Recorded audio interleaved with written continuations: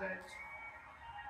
We won the largest number of African American voters in Republican Party history.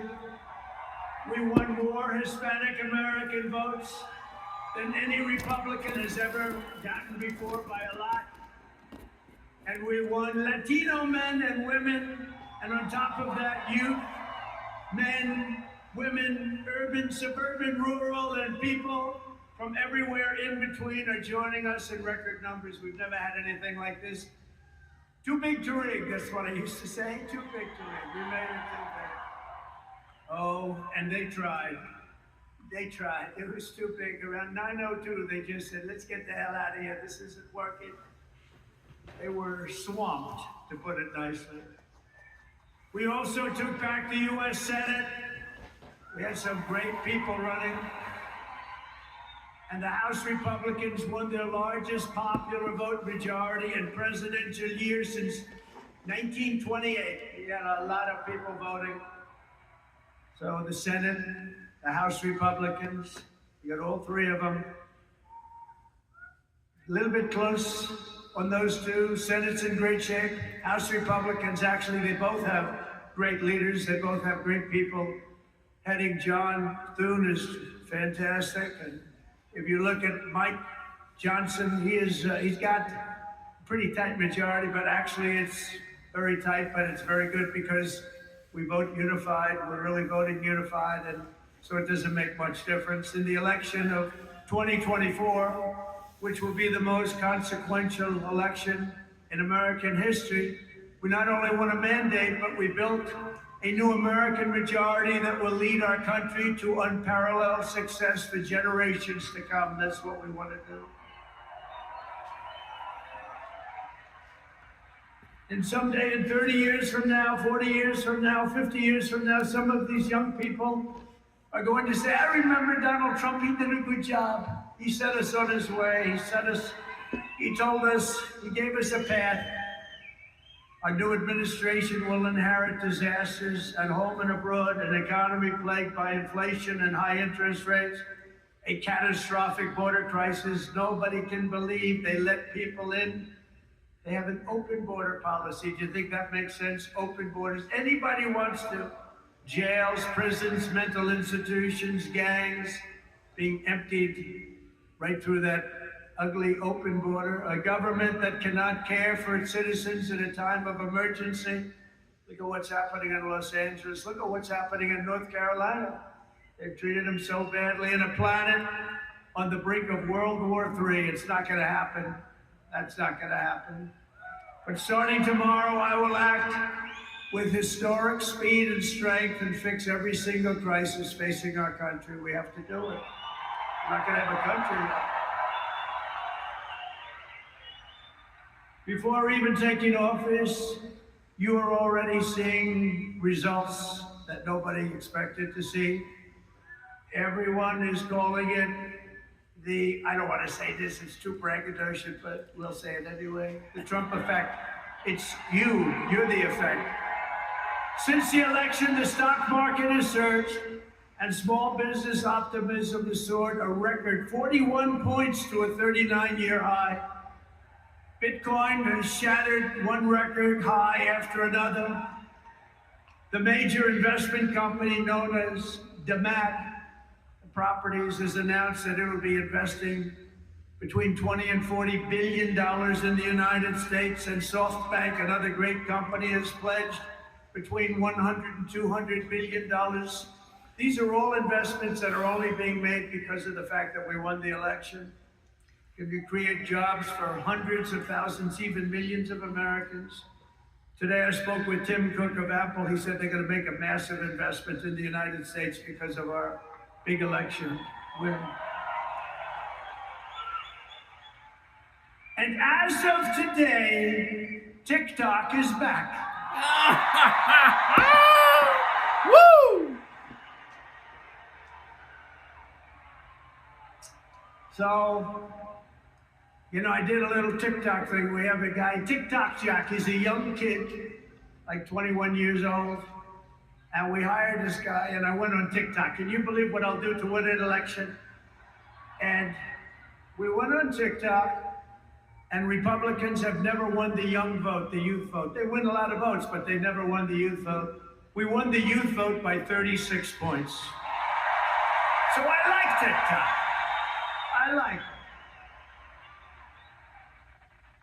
I like it. I had a slightly good experience, wouldn't you say? Romney lost it by 40 points. Not so long ago, we won it by 36 points. That's a very big spread. But I said we need to save TikTok because we're talking about a tremendous. Who in this audience goes with TikTok? Many? Very popular. And frankly, we have no choice. We have to save it. A lot of jobs. We don't want to give our business to China. We don't want to give our business to other people. And I said, TikTok without my approval, meaning the president's approval, because Congress gave the president the right to make a deal, do whatever he wants. And they did that a long time ago when they had a different president. They didn't know that I was going to be the president, I guess. So I said, very simply, a joint venture. So if TikTok is worth nothing, zero, without an approval, if you don't approve, they're out of business, they're worth nothing. If you do approve, they're worth like $1 trillion. They're worth some crazy number. So I said, I'll approve, but let the United States of America own 50% of TikTok. I'm approving on behalf of the United States. So they'll have a partner, the United States, and they'll have a lot of bidders, and the United States will do what we call a joint venture. And there's no risk. We're not putting up any money. All we're doing is giving them the approval, without which they don't have anything. So I don't know. It sounds like that works. What do you think? Good? I think so. So whether you like TikTok or not, we're going to make a lot of money. Perhaps most beautiful of all, this week we achieved an epic ceasefire agreement as a first step toward lasting peace in the Middle East. And this agreement could only have happened as a result of our historic victory in November. That was some victory. Was that great? I don't even know which was greater, 2016 or this one. I think this one. Look, Honest Abe Lincoln. We have Honest Abe. We have Uncle Sam. Uncle Sam shook my hand about 2 months ago. He's got the strongest grip I've ever. You are a strong man.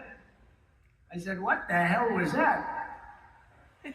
But I'm glad to report that the first hostages have just been released.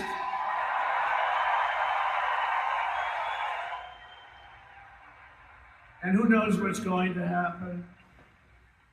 I know that Biden is saying that they made the deal well.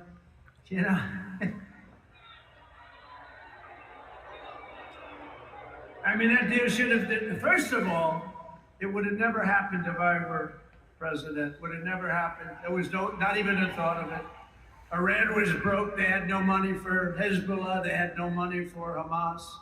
They had no money. They were broke, totally broke, and they would have never done anything. But they did it, I like to think back to the past. I said, if only the election weren't rigged, all the things that would have happened, that would have been so good, but it was. We're not going to let that happen again. I want to thank my friend Steve Witkoff, who I think is here. I know he made a beautiful speech. I heard he made a great speech. But he's an amazing guy. I said, I got to get myself a negotiator. We have to get a good negotiator. A lot of guys are knowledgeable, but they can't negotiate. They don't have the personality or whatever. And Steve does, and Steve's a great negotiator, very successful guy. But he's our new special envoy to the Middle East for helping reach this great breakthrough, and really couldn't have been done without Steve. Where is Steve Witkoff? Is he around here someplace? Because he was so great. There he is. Hello, Steve. Thank you, Steve. Thank you, Steve. What a job. Our incoming administration has achieved all of this in the Middle East in less than 3 months without being president. We've achieved more without being president than they've achieved in 4 years with being president. But just imagine all of the good things that we will accomplish together with 4 more years in the White House. And We're going to do a lot of things. You're going to see something tomorrow. You're going to see executive orders that are going to make you extremely happy. Lots of The power Lots of of- one man. That's what this means.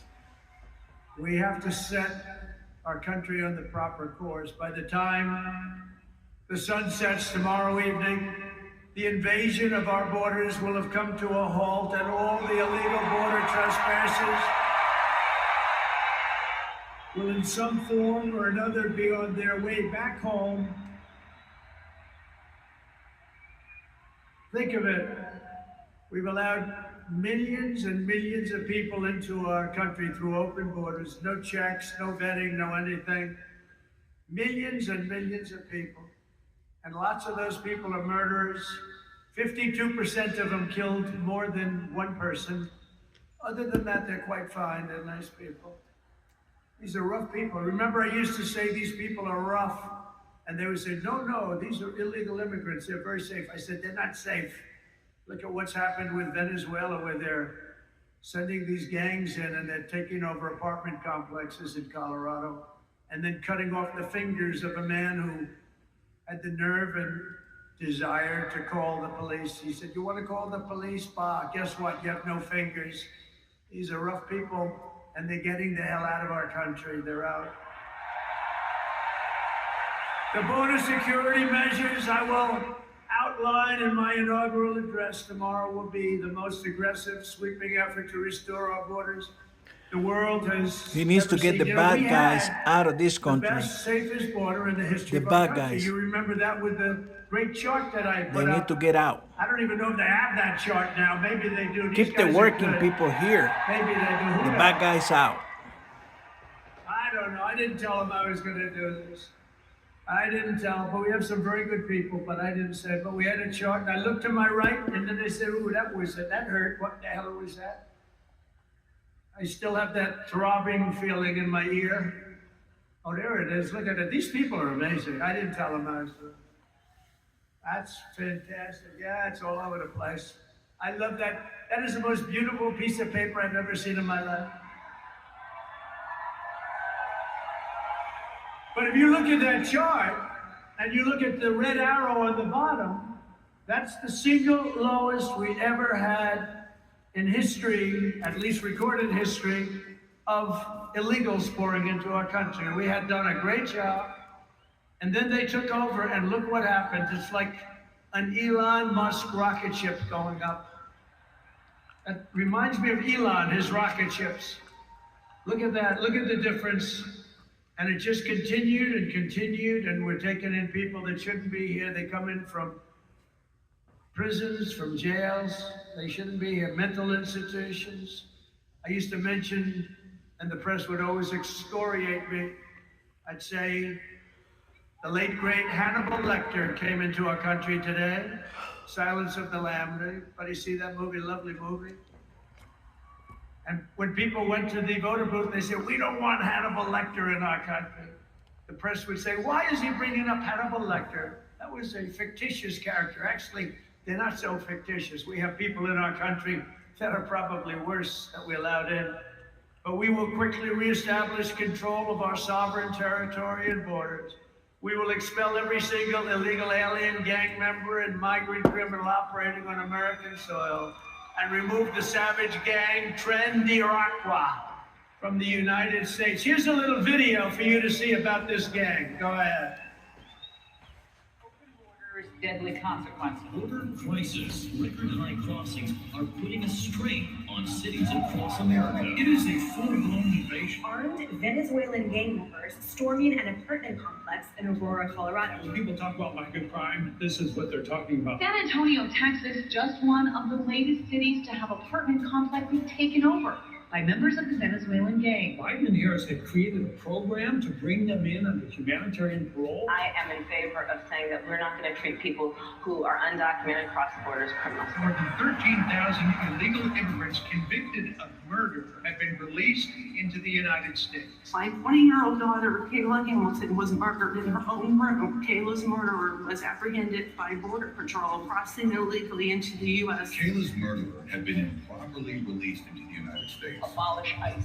Yeah, we need to probably think about starting from scratch. More than a dozen people suspected of being Trinidad gang members right here in San Antonio. The gang members had been terrorizing the apartment complex. New details in the murder at Lake and Riley. The illegal immigrant suspect, who cops say committed the heinous murder, is a Venezuelan national. And was paroled and released into the country by the Biden administration. If they'd all been properly vetted, that probably wouldn't have happened. 2 men investigators say are in the country illegally from Venezuela are charged with capital murder and the death of Jocelyn Nungaray. Martinez Rangel wrapped his arms around Jocelyn's neck, took off her pants, and climbed on top of her, later strangled Jocelyn to death, and then tied up her hands and feet. Court documents suggest a group of men arrested for beating and robbing a Dallas woman last month are members of a Venezuelan street gang. The men threatened to cut off her fingers if she did not cooperate. Manuel Hernandez was booked by Colleyville police just 2 days earlier and released the day before the robbery. A Peruvian gang leader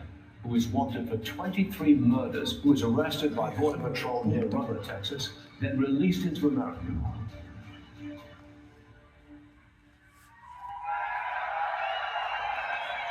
That's what we allowed in, and they're nice people compared to some of them. They're nicer than others. These are really vicious people, gang members, and many, many people from prisons. And crime all over the world is down. You know why? Because they got their criminals into the United States of America. You look at Venezuela, they've emptied their prisons into our country. Many other places the same. I would have done the same if I headed up any of the countries. I know most of those guys are smart. They're leaders. They are smart, streetwise people. As soon as I heard they were going to have open borders, I said, you do that, every prison all over the world is going to be emptied out into our country. They come in from the Congo. The Congo's big on emptying their prisons.